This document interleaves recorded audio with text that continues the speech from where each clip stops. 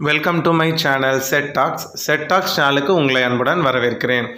Friends, Sunday வந்து என்னால் video போட முடியல, ரொம்ப முடியல ஃப்ரெண்ட்ஸ். அன்றைக்கி ஒன் டே ஃபுல்லாக சுத்தமாக கம்ப்ளீட்டாக ஓட முடியல, அதனால் அன்றைக்கி எதுவுமே பண்ண முடியல. ஸோ அன்றைக்கி விலாகும் எடுக்க முடியல, வீடியோவும் ரெக்கார்ட் பண்ண முடியல. ஸோ நேற்றுக்கு வந்து வீடியோ உங்களுக்கு வந்திருக்கும். ஸோ இன்றைக்கான வீடியோ வந்து பார்த்திங்கன்னா லாஸ்ட் வீக்குக்கான காய்கறி ஷாப்பிங்கும் 6 days 6 மெனு பிளான்ஸ் பற்றி பார்க்கலாம். வீடியோட தான் நான் போட்டிருக்கேன். அது மாத்திரம் இல்லாமல் நான் வந்து புதுசாக ஒரு சேவிங்ஸ் ஸ்டார்ட் பண்ணியிருக்கிறேன். இந்த மாதம் வந்து பார்த்திங்கன்னா என்னோடய சேவிங்ஸில் நிறையா சேஞ்சஸ் பண்ணியிருக்கேன். அதை தனி விலாகாக போடுறேன். ஒரு 50,000 சேவிங் ஸ்கீம்ஸ் வந்து ஆரம்பிச்சிருக்கேன். ஸோ அதை தான் இந்த வீடியோவில் பார்க்க போகிறோம். ஃபஸ்ட்டு காய்கறி ஷாப்பிங் பார்த்துட்டு மெனு பிளான் பார்த்துட்டு லாஸ்ட்டாக வந்து என்ன மாதிரியான சேவிங் ஸ்கீம்ஸ் நான் ஸ்டார்ட் பண்ணியிருக்கேன் அப்படிங்கிறத உங்களோட ஷேர் பண்ணுறேன் ஃப்ரெண்ட்ஸ். வாங்க ஃப்ரெண்ட்ஸ், வீடியோக்குள்ளே போகலாம். வாய்ஸ் கொஞ்சம் டல்லாக தான் இருக்கும், முடியாததுனால கொஞ்சம் அட்ஜஸ்ட் பண்ணிக்கோங்க. லாஸ்ட் வீக் காய்கறியெல்லாம் வாங்கிட்டு வந்துட்டு டிஸ்பிளேக்கு வச்சுருக்கேன். என்னென்ன காய்கறின்னு பார்க்கலாம். சொரக்காய், மோஸ்ட்லி எங்கள் வீட்டில் சொரக்காய் எல்லா வாரமுமே வாங்கிடுவோம். வெயிட் லாஸில் நான் இருக்கிறதுனால இப்போ அடிக்கடி சேர்த்துக்கிறேன்.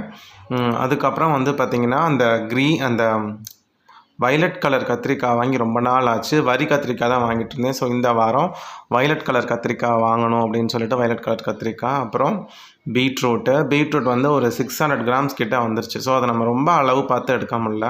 அப்புறம் கேரட், ரொம்ப பேபி கேரட் ரொம்ப நல்லாயிருக்கும். ஸோ பேபி கேரட் கொஞ்சம் சீப்பாக இருந்துச்சு. ஸோ அதனால தான் பேபி கேரட் எடுத்தேன். அதுக்கப்புறம் வந்து பார்த்திங்கன்னா தக்காளியும் செம்ம ஃப்ரெஷ்ஷாக இருந்துச்சு. வீட்டில் எல்லாமே காலி, அதனால் தக்காளி வெங்காயம் வாங்கி ஆகணுங்கிறனால தக்காளி வாங்கிட்டேன். அப்புறம் கருணக்கிழங்கு ஒரு 3 பீஸ் எடுத்துக்கிட்டேன். ஸோ கருணக்கிழங்கு புளிக்குழம்பு சாப்பிட்டு ரொம்ப நாள் ஆச்சு.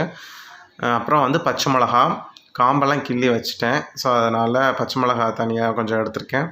அப்புறம் எப்போதும் போல் உருளைக்கிழங்கு, போன வாரம் உருளைக்கிழங்கு வாங்காதனால இந்த வாரம் வந்து பார்த்திங்கன்னா உருளைக்கிழங்கு கொஞ்சம் வாங்கியிருக்கேன்.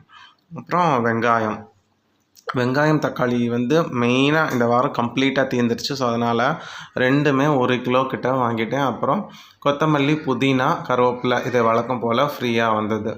இதுதான் நான் வாங்கின காய்கறி. ஃப்ரூட்ஸ் இந்த வாரம் பார்த்திங்கன்னா ஒரு சிட்ரஸ் ஃப்ரூட் சாப்பிட்லான்னு சொல்லிட்டு ஆரஞ்சு வாங்கியிருக்கேன். ஸோ இதுதான் இந்த வாரத்துக்கான காய்கறி ஷாப்பிங். இவ்வளோ காய்கறிகளை வச்சு நான் என்னென்ன மெனு பிளான் லாஸ்ட் வீக் பண்ணோம் அப்படிங்கிறத பார்த்துடலாம். அதுக்கு முன்னாடி பில்லை அவங்கக்கிட்ட காமிச்சிட்றேன். எனக்கு காய்கறிக்கு மட்டும் கரெக்டாக 235 ரூபா ஆச்சு. ஃப்ரூட்ஸும் அதே கடையில் வாங்கினதுனால அதுக்கான 65 ரூபாயும் சேர்த்து மொத்தமாக 300 ரூபா கரெக்டாக பில் வந்துச்சு. அதில் வந்து நான் ஸ்நாக்ஸ் காஸ்ட்லேருந்து தான் ஃப்ரூட்ஸ்க்கு நான் எடுப்பேன். ஸோ அதுக்கு 65 rupees போயிடுச்சுன்னா 235 rupeesக்கு வந்து என்னோடய காய்கறி பில்லு. போன வாரமே காய்கறி ரேட்டெல்லாம் கொஞ்சம் கூட தான் ஃப்ரெண்ட்ஸ் இருந்துச்சு. இப்போ கொஞ்சம் என்னென்னு தெரில, இந்த மாதம்லாம் காய்கறி ரேட் எல்லாமே கூட தான் இருக்குது. பீன்ஸ் எல்லாம் வந்து வாங்கவே முடியல, 250 ரூபா கிட்ட போயிடுச்சு. நிறைய பேர் கேட்டிங்க, ஏன் பீன்ஸ்லாம் வாங்க மாட்டேங்கிறீங்க, அவரைக்காலாம் வாங்க மாட்டேங்கிறீங்க. நான் அவரைக்காய் வந்து நெக்ஸ்ட் வீக் வாங்குவேன், இந்த வீக் வாங்குவேன். ரேட்டு கூட இருக்கிறதுனால தான் ஃப்ரெண்ட்ஸ் வாங்க முடியல. இப்போ வாங்க மெனு பிளானில் மண்டே மார்னிங் வந்து பார்த்திங்கன்னா சண்டே வச்சு செஞ்சுருந்த மட்டன் கிரேவி கொஞ்சம் மிச்சம் இருந்துச்சு. ஸோ அதுவும் மார்னிங் தோசையும் ஊற்றி சாப்பிட்டுட்டோம். இதுதான் வந்து மண்டே மார்னிங்கான பிரேக்ஃபாஸ்ட்டு. ஆஃப்டர்நூன் வந்து லஞ்சுக்கு வந்து ரசம் வச்சுக்கலான்னு முடிவு பண்ணிட்டோம். ஏன்னா மட்டனில் செம கொழுப்பாக இருந்துச்சு, அதுவே எனக்கு ஒரு மாதிரி ஃபில்லிங்காக இருந்துச்சு. ஸோ மார்னிங் வந்து பார்த்திங்கன்னா ரசம், உருளைக்கிழங்கு. ஸோ ரசம் போட்டு சாப்பிட்றதுக்கு முன்னாடி உருளைக்கிழங்கு செஞ்ச சட்டியில் கொஞ்சம் எண்ணெய் ஊற்றி கருவேப்பிலையெல்லாம் போட்டு ஃப்ரைஸ் செஞ்சு கொடுத்தாங்க. அது கொஞ்சம் சாப்பிட்டுட்டு ரசம் உருளைக்கிழங்கு வச்சு சாப்பிட்டோம். ஸோ இந்த வாரம் மெனு பிளானில் நான் டின்னர் காமிச்சிருக்க மாட்டேன். ஏன்னா டின்னருக்கு டெய்லியுமே எங்கள் வீட்டில் தோசை தான் இந்த வாரம் செஞ்சோம். ஸோ அதை காமிச்சா போரிங்காக இருக்கும்னு நான் காமனாக சொல்லிடுறேன். எல்லா நாளுமே தோசை தான். செவ்வாய்க்கிழமை காலையில் வந்து பார்த்திங்கன்னா எங்கள் வீட்டில் சேமியா உப்புமாவும் ஜீனியும் தான். எங்கள் வீட்டில் வந்து சேமியா உப்புமா ரொம்ப யாருக்குமே பிடிக்காது, ரொம்ப ரேராக தான் செய்வோம். நான் மளிகை சாமானில் கூட வாங்கியிருக்க மாட்டேன். ஸோ அவசரத்துக்கு போய் ஒரு பாக்கெட் வாங்கி செஞ்சோம், டிஃப்ரெண்ட்டாக இருக்கட்டுமேனு. மதியம் வந்து பார்த்திங்கன்னா தக்காளி சாதமும் உருளைக்கிழங்கு ஃப்ரை, கத்திரிக்காய் வதக்கல். ஸோ இதுதான் வந்து செவ்வாய்க்கிழமை. இந்த ரெசிபிஸ் ரொம்ப அவசரமாக செஞ்சோம், செம்ம டேஸ்ட்டாக இருந்துச்சு. குக்கர்லேயே செஞ்சுட்டோம். பசங்க ரொம்ப கத்திரிக்காய் சாப்பிடாதனால கொஞ்சம் அவங்களுக்காக உருளைக்கிழங்கு செஞ்சுருந்தோம். இதான் செவ்வாய்க்கிழமையோட மெனு பிளான். புதன்கிழமைக்கு காலையில் வந்து பார்த்திங்கன்னா நான் வீடியோ எடுக்க மறந்துட்டேன். இருந்தாலும் அப்புறம் கொஞ்சம் இருந்து அதை வச்சு எடுத்துகிட்டு, இது வந்து உட்கார அடசல்னு சொல்லுவாங்க. பாசி பருப்பில் செய்கிற ஒரு ஸ்வீட் ரெசிபி தான். பொங்கல் மாதிரின்னு வச்சுக்கோங்களேன். அது மாதிரி உட்கார அடசல் செஞ்சுருந்தோம் மார்னிங்க்கு. ஆஃப்டர்நூனுக்கு வந்து பார்த்திங்கன்னா சொரக்காய் போட்டு சாம்பார், கேரட் பொரியல், அப்புறம் அப்பளம். இதுதான் வந்து லன்ச் மெனு. முந்தா நேற்று அதுக்கு மொதல் நாள் செஞ்ச கத்திரிக்காய் கொஞ்சம் மிச்சம் இருந்துச்சு, அதை எடுத்து ஃப்ரிட்ஜில் வச்சுருந்தோம். நான் வேஸ்ட் பண்ணக்கூடாதுன்ட்டு அதை ஹீட் பண்ணி நான் மட்டும் சாப்பிட்டுக்கிட்டேன். ஸோ இதுதான் வந்து புதன்கிழமைக்கான லன்ச் மெனு. அப்புறம் வியாழக்கிழமை வந்து மார்னிங் பார்த்திங்கன்னா ரவை உப்புமா, வாழைப்பழம். வேறு வழி இல்லை, இட்லி தோசைன்னு போர் அடிக்காமல் இருக்கிறதுக்கு உப்புமா செஞ்சு தான் ஆகணும். ஸோ எங்கள் வீட்டில் உப்புமா வாழைப்பழம் இருந்தால் எல்லோரும் இஷ்டமாக சாப்பிடுவாங்க. எனக்கு ஓரளவுக்கு பிடிக்கும். அதனால் உப்புமா வாழைப்பழம் வச்சு வியாழக்கிழமை எங்களோட பிரேக்ஃபாஸ்ட் வந்து முடிச்சுக்கிட்டாச்சு ஃப்ரெண்ட்ஸ். அன்றைக்கி ஆஃப்டர்நூன் வந்து பார்த்திங்கன்னா ரொம்ப நாளைக்கு அப்புறம் கருணக்கிழங்கு புளிக்குழம்பு. எங்கள் வீட்டில் நான் சின்ன பிள்ளையில் இருக்கிறப்ப செய்வாங்க, அப்போ எனக்கு பிடிக்கவே பிடிக்காது. இப்போ எனக்கு ரொம்ப பிடிச்சிருக்கு. ஸோ கருணக்கிழங்கு புளிக்குழம்புக்கு என்ன தொட்டுக்க அப்படின்னு பார்த்தீங்கன்னா பீட்ரூட் பொரியல் தான். அப்புறம் கொஞ்சம் வடகம் வறுத்துக்கிட்டோம், வத்தல் வடகம் வறுத்துக்கிட்டோம். ஒரு வடை, இது வந்து கடையில் வாங்கின வடை தான், மார்னிங் ஸ்நாக்ஸ்க்காக வாங்கினது. அதை அப்படியே மதியம் வச்சுக்கிட்டேன். அடுத்த நாள் வெள்ளிக்கிழமை காலையில் வந்து பார்த்திங்கன்னா தோசையும் மல்லி சட்னியும் செஞ்சோம். இதுவும் செம்ம டேஸ்ட்டாக இருந்துச்சு மல்லி சட்னி. இதுதான் வெள்ளிக்கிழமைக்கான பிரேக்ஃபாஸ்ட்டு. அன்றைக்கி மதியம் பார்த்திங்கன்னா சாம்பார் வைக்க முடியல, அதனால் அரிசியும் பருப்பும் சாதமும் வடகமும் வச்சுக்கிட்டோம். அன்றைக்கி வந்து கொஞ்சம் வேலை ஜாஸ்தியாக இருந்ததுனால லன்ச் மெனு ரொம்ப சிம்பிளாக முடிச்சுக்கிட்டோம். ஆக்சுவலாக அன்றைக்கி சாம்பார் வைக்கணுன்னு தான் பிளான், ஆனால் வைக்க முடியல. எனக்கு வந்து வாரத்தில் 2 நாளாவது வந்து சாம்பார் கண்டிப்பாக வைக்கணும். குக்கர் விசில் வேறு அன்றைக்கி தொலைஞ்சிருச்சு, எப்படியோ மேனேஜ் பண்ணிட்டோம்.